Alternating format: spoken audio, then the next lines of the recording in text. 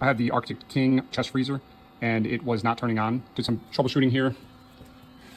Long story short, you've got the power cord coming in and the hot wire goes to the brown, the neutral goes straight to the compressor. You can see it there. And that brown comes over to the thermostat.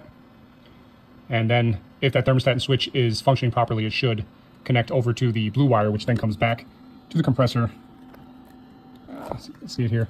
It's actually where I have this black jumper connected and completes the circuit, turns on the compressor. So what I did was I bypassed that by just connecting the jumper straight to the brown, directly to that pin on the compressor, and it immediately turned on. So I'll put the part number for this specific model in the description, but that was a fixture mine.